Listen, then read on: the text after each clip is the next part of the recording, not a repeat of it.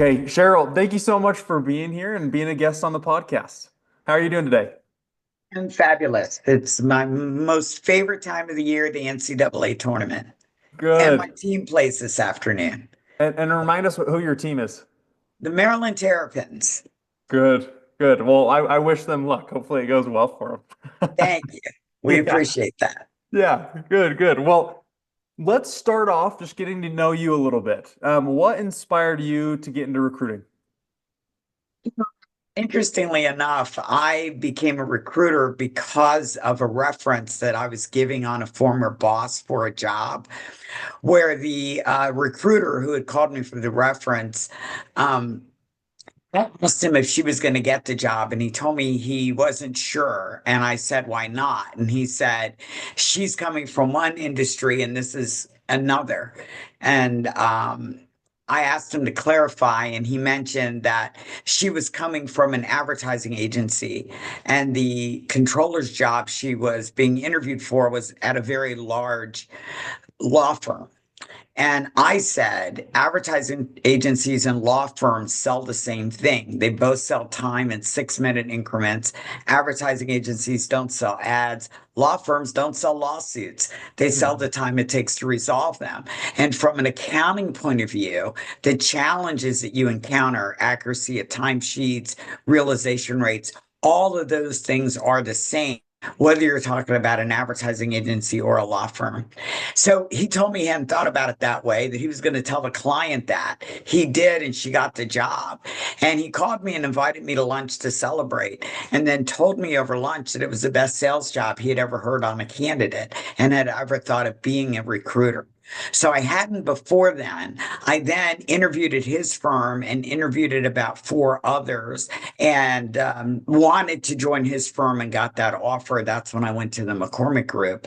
But what I would say about that, that thought process, that how you connect the dots, how you think about somebody's experiences and talents and abilities, and how they relate to somebody else's job, that's the intersection of the art and the science of recruiting. Mm. Interesting. I like that because it's really easy to say, okay, I can pull somebody from the same industry, same position, and put them in that same position at another company, right? But the idea of saying, okay, well, they have experience and they're pretty much doing the same thing, I could put them over in a new area. I really like that. And I'm sure a lot of candidates really appreciate that to be able to be seen for different potentials. Um, what keeps you doing it? Why do you love what you do? I was the 5 year old whose mother tried to get her to stop introducing herself to everyone at the grocery store. I was the 15-year old whose father told her to get off the phone because I would never make a living gabbing on the phone all day long. And one of my favorite hobbies is jigsaw puzzles.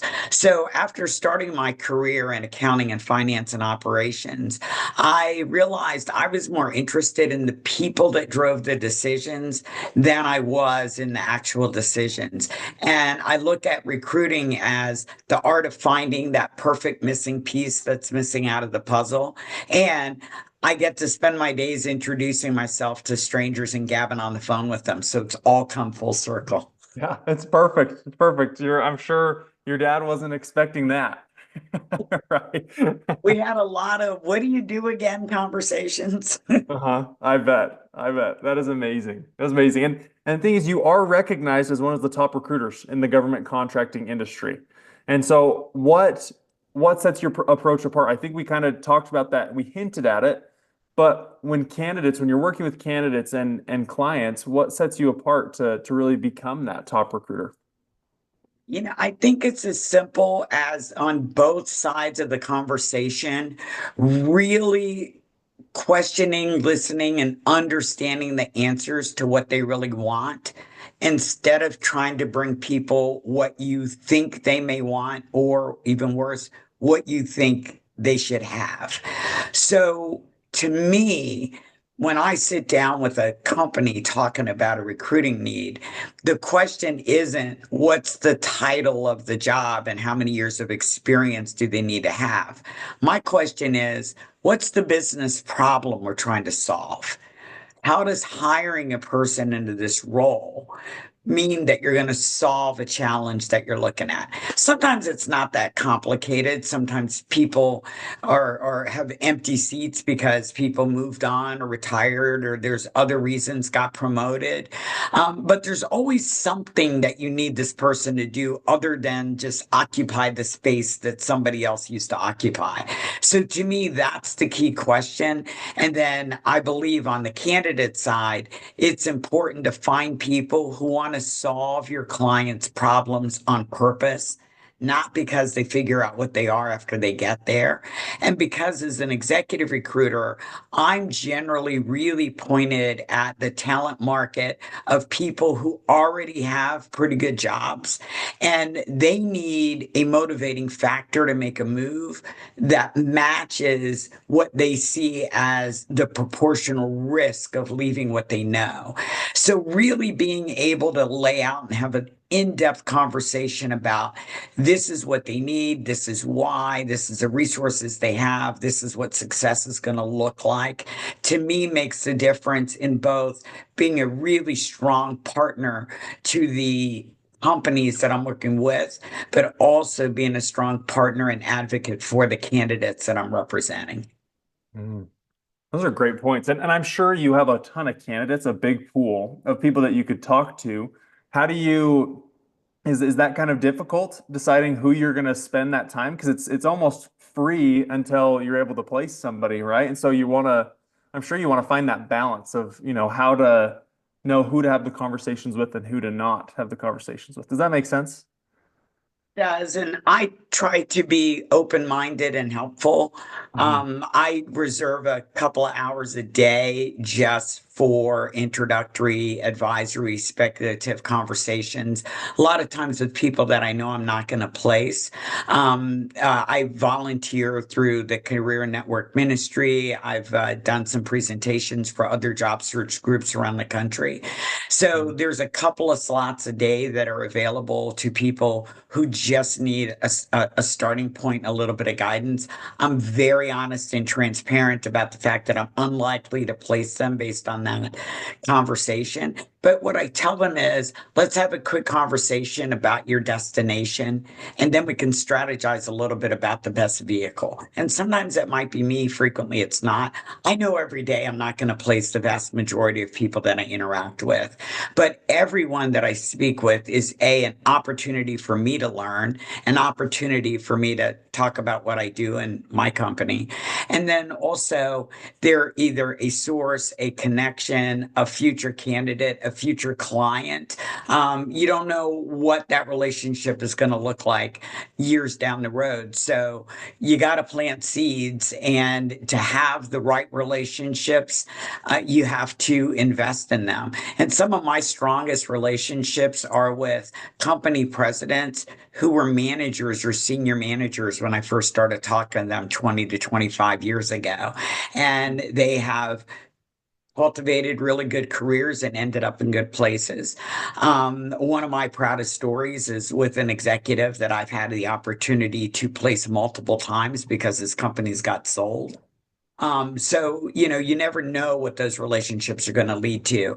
And I don't know when they start what the end result is going to be. But the art of really effective networking is to first look at what you can give, what you can contribute, and worry about what you're going to get out of it later. Hmm. I love that. I'm actually, I don't know if you've read the book, Never Eat Alone. It talks about that a lot, right? Right. Of how much can you help before looking at how much can I take, right? I love that thought. And I'm sure a lot of people are very grateful to get your insights.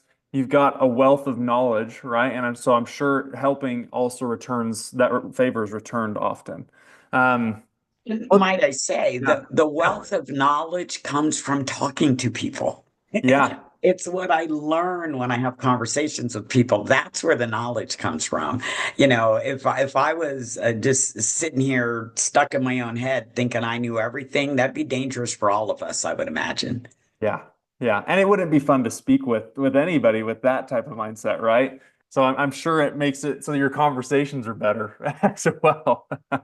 Um, well, let's talk about the importance of, because you mentioned when we had a previous conversation, there's an importance of looking at companies and the news to understand, hey, what executives need or what those companies, what types of executives those companies need. So how do you stay ahead of the industry trends? What do you do with that?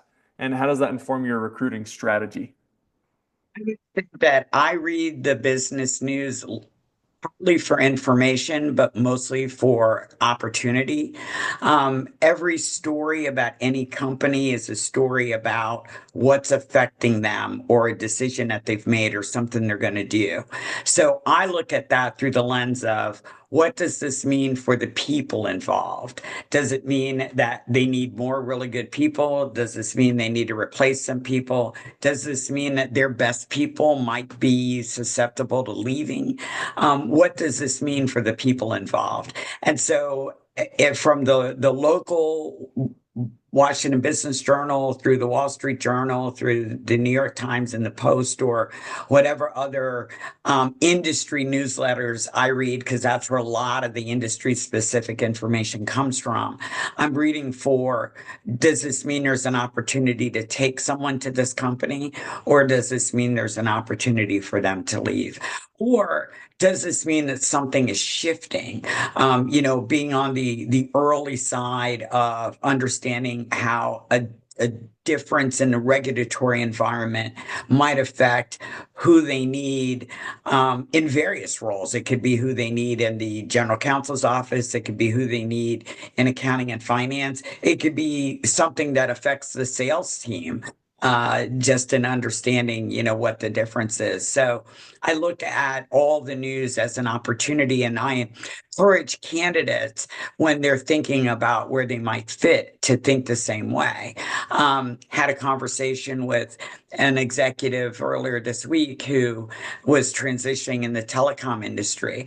And I said, your mindset is getting back to what you used to be. You need to think about what's next. So when you look at leading edge companies, and they're in the news all the time, so I'll mention Starlink. Who's Mhm. next? Who wants to be the next? Who's competing there? And where can you join a company and say, I've been to this mountaintop before. I know how to help you scale up and get somewhere else. But that's not trying to replicate the career that you used to have. That's moving forward and trying to slay another dragon. And you can create a lot of energy around your candidacy when you start talking to business leaders about what's next, far more than if you're trying to talk about 2 years ago, you were the greatest thing in this particular thing. Because frankly, they don't really care. They're trying to figure out what's next.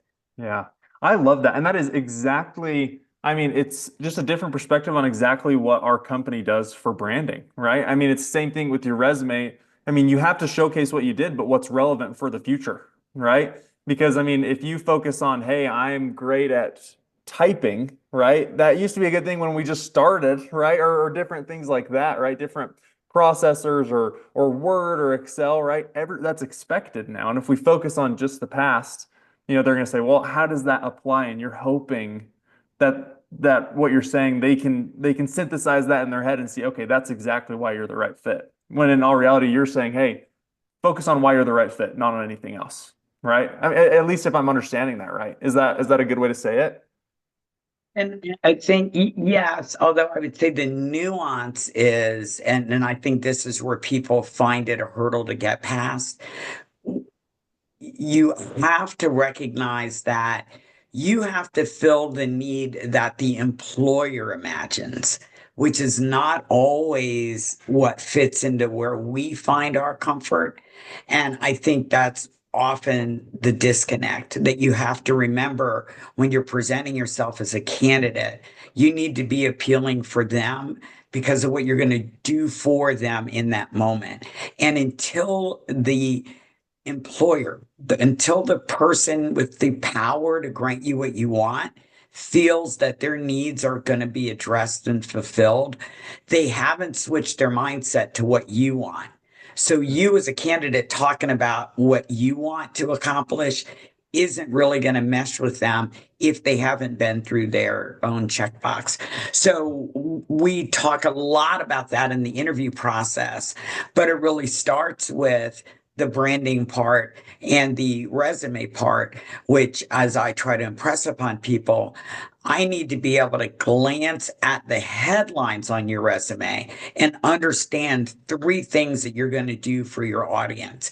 And if that's not there, then we've missed the opportunity to connect the dots. Hmm. Yeah. I mean, it's that stat that I hear all the time. You got 5 to 7 seconds, right, to make an impression and make sure that you stand out on your on paper. And so I'd love to talk about a lot of our clients are transitioning from government to the private sector with everything that's going on and just in the market in general and politics, everything. So what are some of the biggest challenges that they face that you're seeing, and how do you guide them through that process? What are some of the ideas that pop into your head? Multi-layered perspective depending on the level that someone is coming from government in. I have typically worked with more senior executives, either at the SES level or a lot of times people that have been presidentially appointed and Senate confirmed. That is a different layer than people that are working in the GS ranks. So I just want to distinguish that because I don't think that it's one size fits all advice. Mm-hmm. But the parts that I do think are one size fits all is that, first of all, just understanding that the vast majority of people do not understand how the federal government works or how the military works and what you can and can't do and how jobs are really described.